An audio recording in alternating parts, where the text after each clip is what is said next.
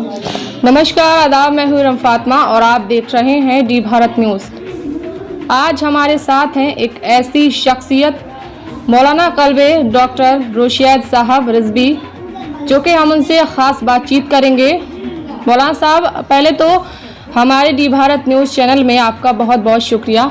बहुत शुक्रिया Iram. I wish all the best for all of your viewers. जो भी आप के देखने वाले लोग हैं आपके इस कैमरे के माध्यम से, चाहे वो मुल्क चाहे मुल्क के बाहर, उन सभी की खिदमत में सलाम अक़ीदत सलाम मोहब्बत पेश करते हैं। मौलाना साहब, हम आपसे ये पूछना चाहेंगे कि किसान आंदोलन को आप किस तरह से देख रहे हैं? मुझे लगता है पिछले 70 सालों में किसान अकेला ज़मीन पे खड़ा होता था, अपनी लड़ाई खुद लड़ता था।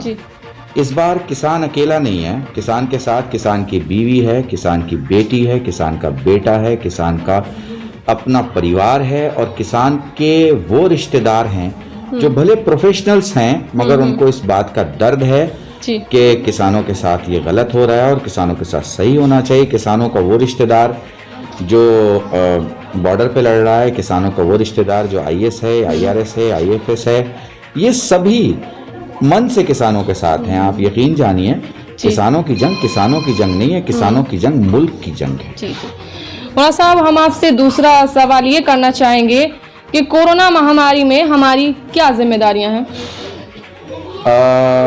देखें इरम, अरबी में एक जुमला अल एहतियात सबील निजात, इसका मतलब होता है कि आप जितना एहतियात करते हैं उतना आप सेफ एंड सिक्योर रहते हैं। अगर आप किसी से दूरी बना के रखते हैं तो आप खुद तो बचते ही हैं, आपकी वजह से दूसरा भी बचता है।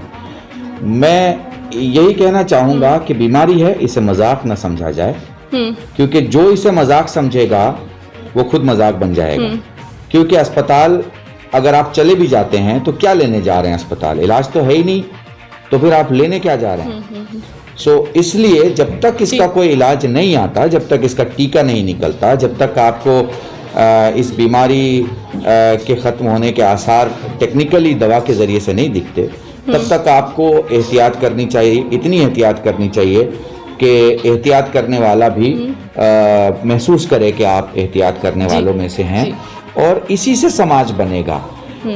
वक्त नहीं है कि आप मरने के लिए बाहर निकलिए, हाँ जीने के लिए ज़रूर बाहर निकलिए, लेकिन ये ध्यान रखिए कि आप सामान लेने गए हैं, मौत लेने नहीं। जी साहब, हम आपसे ये सवाल करना चाहेंगे कि भारत सरकार ने जो बिल पास किया है, जैसे कि ट्रिपल तलाक, तो उस पर कुछ मुस्लिम समुदाय ने विरोध किया है, तो उस पर आप क्या कहना चाहेंगे?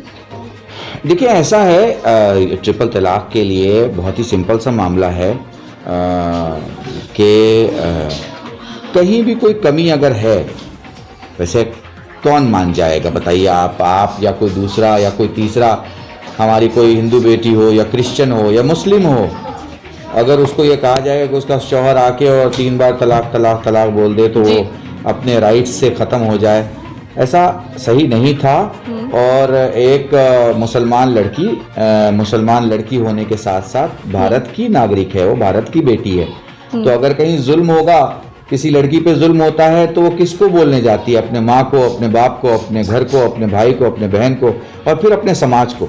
तो समाजों के माँ बाप की हैसियत अदालत को हासिल है, और अदालत ने लड़की पर हो रहे, हिंदुस्तानी लड़की पर हो रहे जुल्म के खिलाफ सुनवाई की है।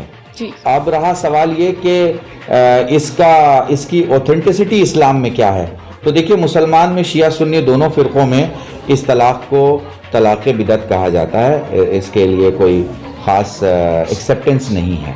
तो मुझे लगता है कि जो अक्लमंद मुसलमान हैं उन्हें प्रॉब्लम नहीं है, मगर जो हर समाज में बेवकूफ़ तबका होता है, जो बेवकूफ़ तबका है, वो इसे अपनी हार मान रहा है, जो कि उसे नहीं मानना चाहिए। मौलाना साहब, कुछ आखिरी संदेश हमारे दर्शकों के लिए? डी भारत के देखने वालों को इरम मैं इतना ही कहना चाहूँगा कि सच दिखाइए और सच बोलिए और समाज में सच को लाइए, क्योंकि सच्चाई की खूबसूरती ये भी है कि उसके देखने से मुस्कुराहट आती है, बोलने से ताकत आती है, सोचने से हिम्मत आती है और चलने से सारे समाज को एक इज्जत की ज़िंदगी मिलती है। मौलाना साहब हमसे खास बातचीत करने के लिए बहुत बहुत शुक्रिया आपका और देखते रहिए डी भारत न्यूज़ चैनल।